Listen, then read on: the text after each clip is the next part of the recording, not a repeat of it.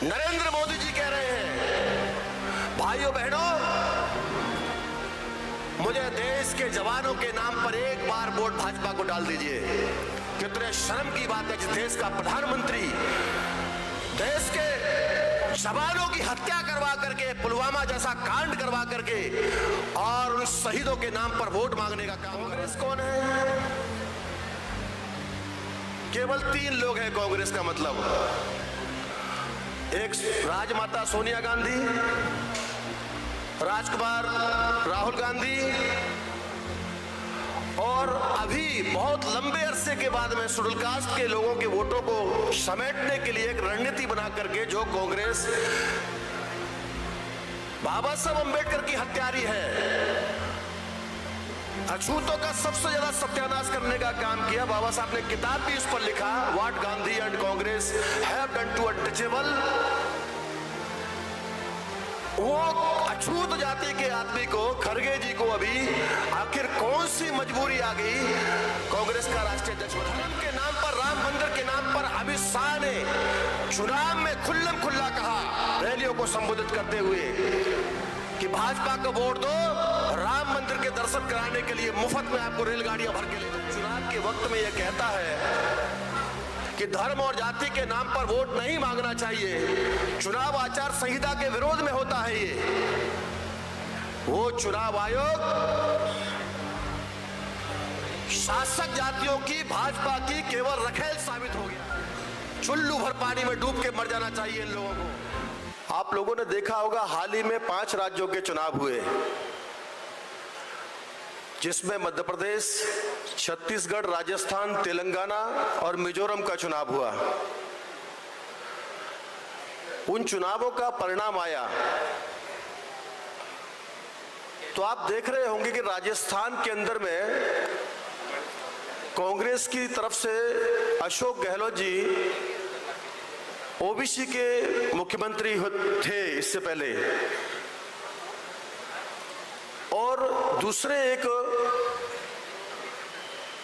मुख्यमंत्री छत्तीसगढ़ के भूपेश बघेल जी,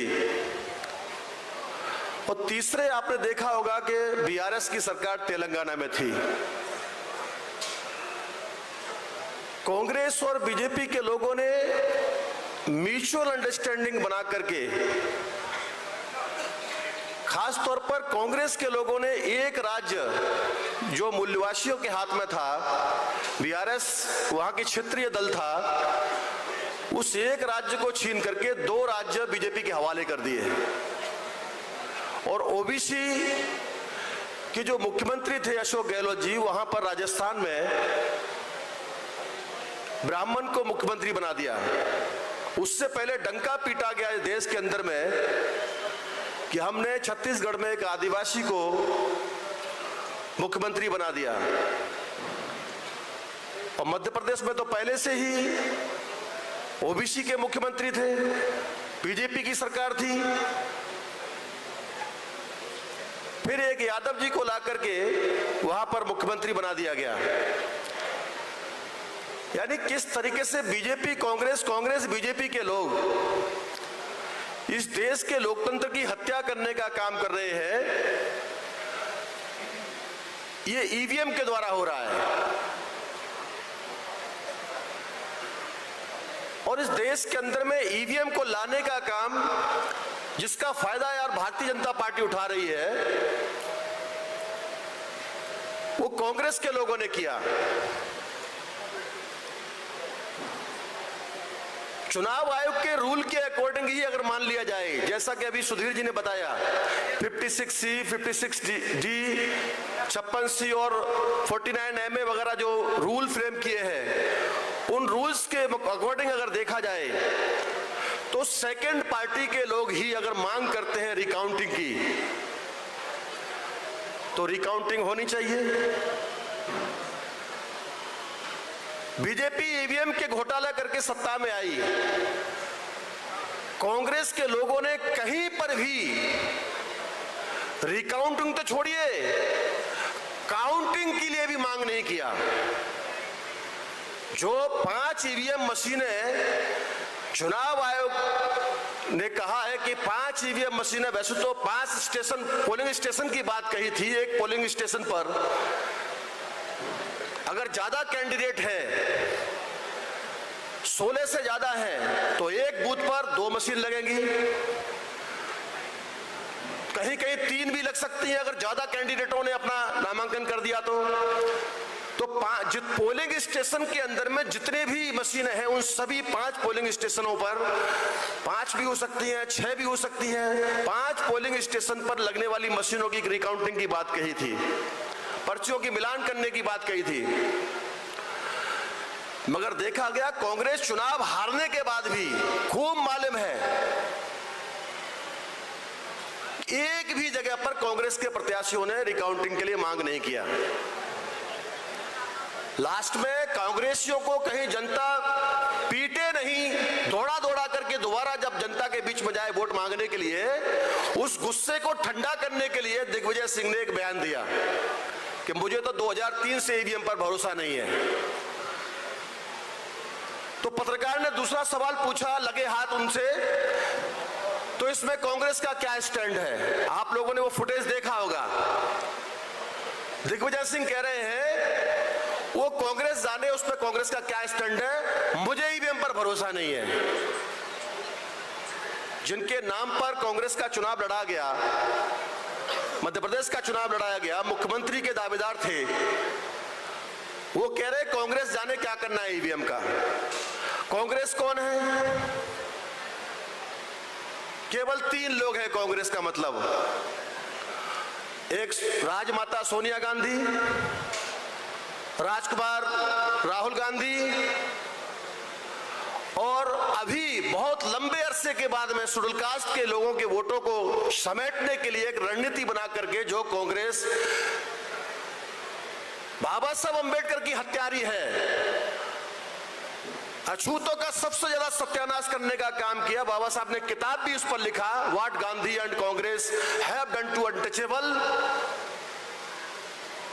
वो अछूत जाति के आदमी को, खड़गे जी को अभी आखिर कौन सी मजबूरी आ गई कांग्रेस का राष्ट्रीय अध्यक्ष बनाने की?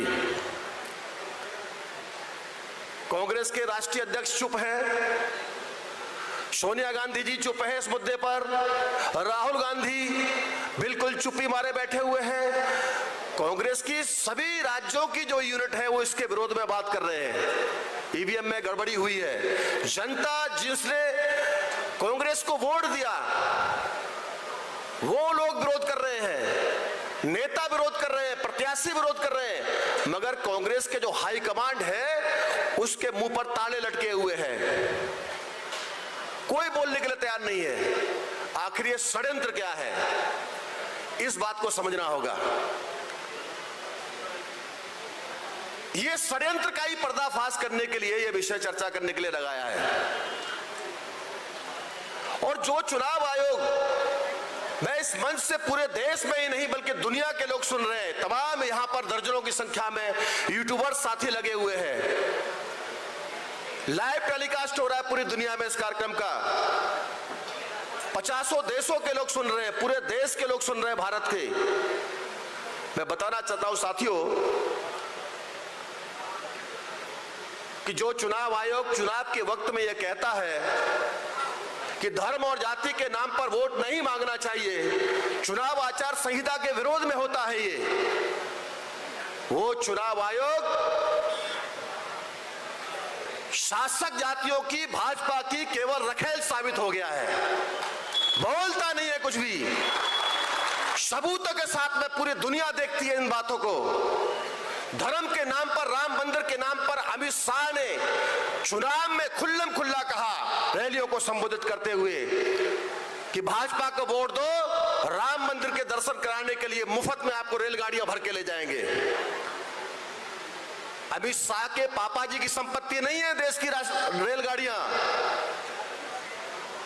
नरेंद्र मोदी जी कह रहे हैं, भाइयों बहनों, मुझे देश के जवानों के नाम पर एक बार वोट भाजपा को डाल दीजिए। कितने शर्म की बात है, जिस देश का प्रधानमंत्री, देश के जवानों की हत्या करवा करके, पुलवामा जैसा कांड करवा करके और उन शहीदों के नाम पर वोट मांगने का काम कर रहा है, जाति के नाम पर, धर्म के नाम पर। और केवल इतना ही नहीं, बल्कि देश के जवानों को शहीद करा करके भाजपा के लोग वोट मांगने का काम कर रहे हैं। रिकॉर्डेड वीडियो है।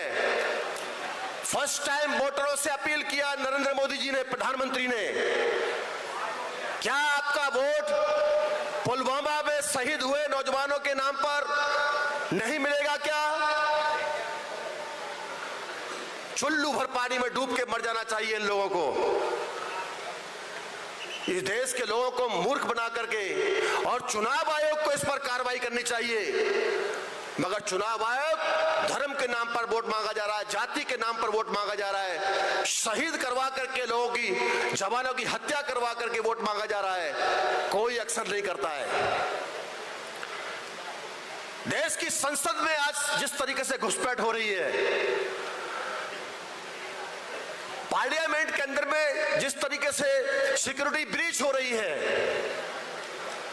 पार्लियामेंट के अंदर में एक तरफ तो तमाम सांसदों को सुबह के सत्र में साहब ने बताया कि लगभग 200-250 सांसदों को सस्पेंड कर दिया गया। एक तरफ तो संसद के जो अध्यक्ष हैं उनकी धनखड़ साहब की मिमिक्री किया, इस बात को लेकर के इतने सारे सांसदों को सस्पेंड कर दिया गया। और उसी जबकि वो पार्लियामेंट के अंदर में भी कोई मिमिक्री नहीं किया। और दूसरी तरफ पार्लियामेंट के अंदर में बीजेपी के सांसद विधुड़ी ने जिस तरीके से दुनिया के सामने भारत की संसद को शर्मसार करने का काम किया, एक बीएसपी और एसपी के ज्वाइंट गठबंधन से जो सांसद चुन के गए दानिश अली जी, उनका भरी संसद के अंदर में किस तरीके से ए गुरवादी, ए कटवे, ए भड़वे, इस तरीके से कह करके किस तरीके से उसको तुरंत बर्खास्त करके उसको जो सारे चुनावों पर पाबंदी लगानी चाहिए, उस पर कोई एक्शन नहीं लिया अध्यक्ष महोदय ने। संसद की सुरक्षा में सेंध लगाई जा रही है। मुझे तो ऐसा लग रहा है ये सारा कांड करवाया गया है बीजेपी के द्वारा, संसद में लोगों को घुसवाया गया है लोगों का ध्यान हटाने के लिए। एक तरफ तो बेरोजगारी हमने खत्म की ऐसा डंका पीटा जाता है, और दूसरी तरफ आप देख रहे होंगे वही बेरोजगार लोग जो संसद में घुसे, वो लोग रोजगार के लिए मांग उठा रहे थे। मनमानी नहीं चलेगी, डिक्टेटरशिप नहीं चलेगी, ऐसे नारे लगा रहे थे।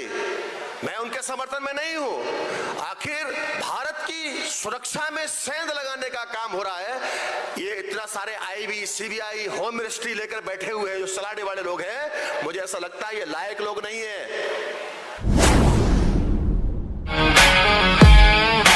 The Indian Public School. The journey of excellence began in the year 2001 when the Indian Public School was established, given by a commitment to provide quality education. Our school has one of the best labs for various subjects in which a student can learn in a equipped with his five senses. Man explores the universe and calls the adventure science. Chemistry is the key to understanding how things work around us. Books are the only true magic, as they teleport you to another world. And this is where magic. To acquire knowledge, one must study. But to acquire wisdom, one must observe. IPS works hard to deliver quality education while fostering moral and cultural values. Indian Public School has one of the most dedicated teams for sports training. Our coaches work tirelessly to make the experience knowledgeable yet fun. Every day, a diversified menu is offered to students for breakfast, lunch and snacks. Every day, the dining hall serves staff and students delectable, wholesome meals that range from traditional and festive fare.